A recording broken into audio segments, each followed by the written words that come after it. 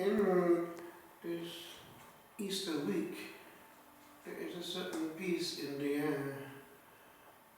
It's all over, and the gates are open, and in these successive appearances of the Lord, we are led from joy to joy, from shock to shock. On this day, the Lord shows that he is not a ghost. He eats with them.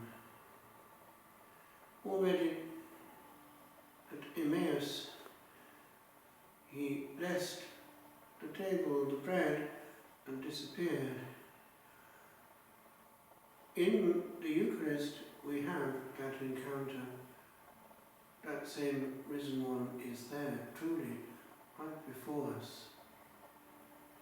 And every celebration of Mass is making present the power of the victory of Calvary. Christ at that point already glorified. And therefore it has an impact over the whole cosmos, as Calvary itself did. And we know from the saints how the souls in purgatory are interested in the orders of the earth.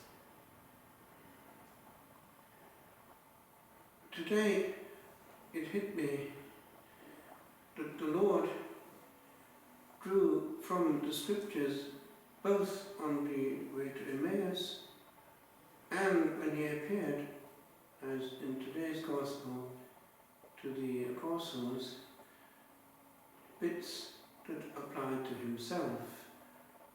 One can say these were the first moments of divine, Lectio Divina directly, when the Lord himself pulled out the references and applied them to himself.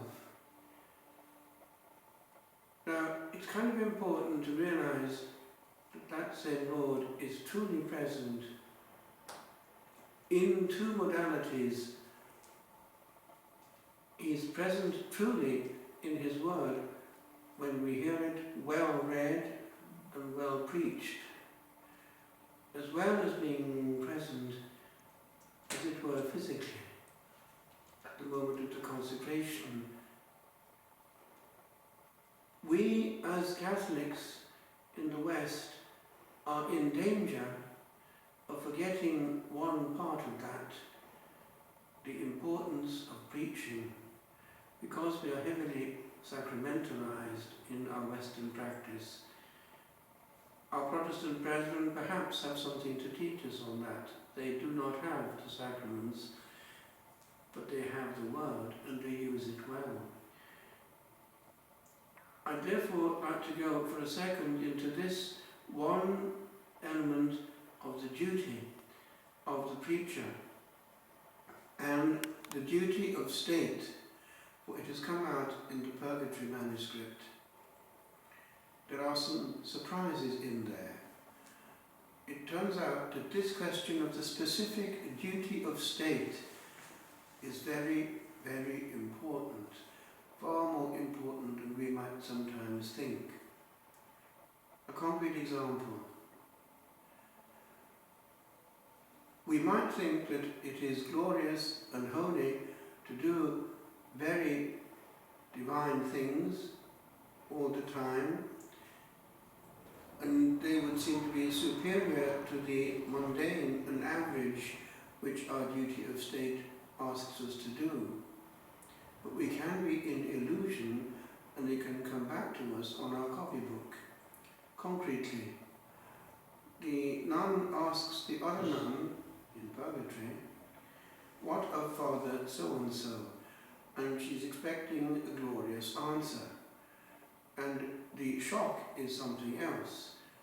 Father so-and-so is in the great purgatory. She can't believe it and wants to know why. And the reason is quite simple. He was known as a great preacher and retreat giver. Holy things in themselves, and greatly blessed when correctly done. problem was they were not being correctly done. He neglected what he was entrusted with. He was a parish priest, and he neglected those who were entrusted to him by divine providence directly, and who depended on him directly for their salvation. In a different way, the mother of a family, though not ordained, is entrusted with the care of her family on every level with regard to the upbringing, and of course so is the father. But the way in which each has to do what each is asked to do with regard to life in general must not be put out of proportion in such a way that an illusion can come in that one can be doing many holy things outside the family, all kinds of prayer meetings here and there, but the family itself being neglected. It can happen in a community, a monastery, and actually I've seen it happen more than once, that an abbot or superior can be very well known and therefore be much solicited outside, and the community can suffer, and it can lead down the line to things going seriously wrong because the direct presence of the superior is missing over long periods, and things can get out of hand. What am I saying? What is holy in itself has always to be done at the right time and in the right place and context. One is going to be examined on the specificity of one's fidelity to the duty of life that one has. Going back to the question of the priesthood, if either a priest, or for that matter, someone who lectures on religious things or teaches, if that person is not doing what specifically that person has to do, for instance, giving the truth, the whole truth and nothing but the truth, then that person, in that specificity of his duty, is not in a good place.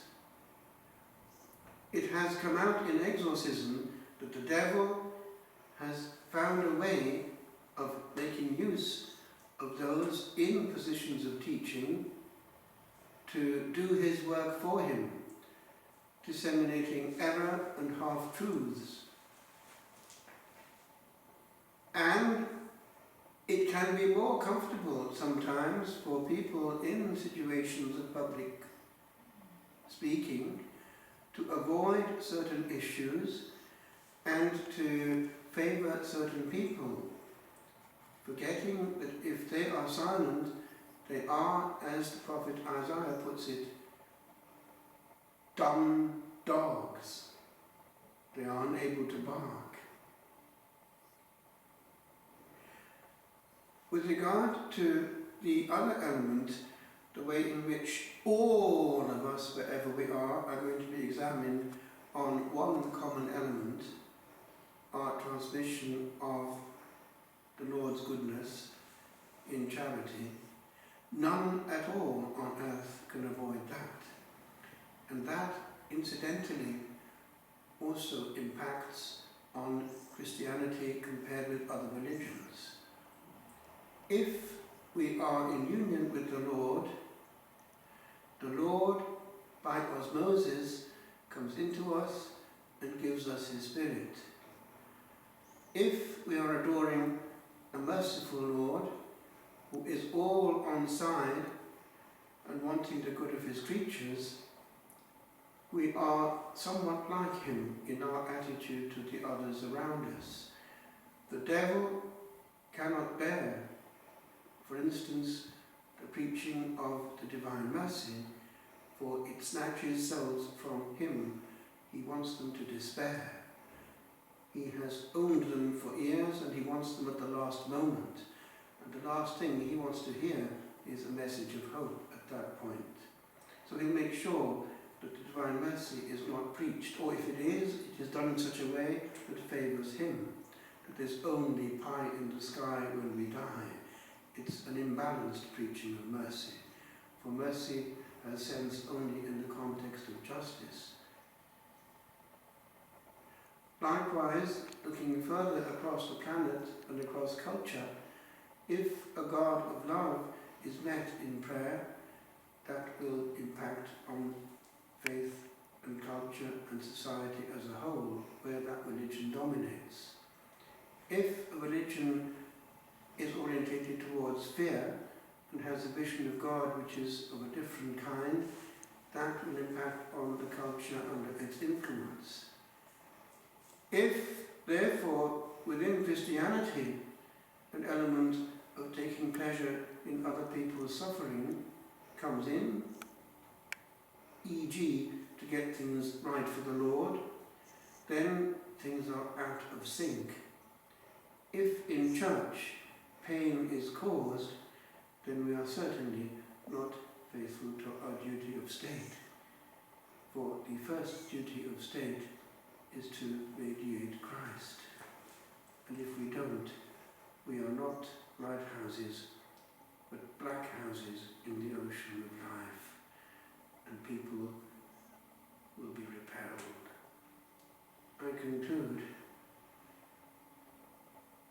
purgatory is far more serious than we realize, and what can bring us there can be quite surprising also. We are examined on what specifically we are asked to do.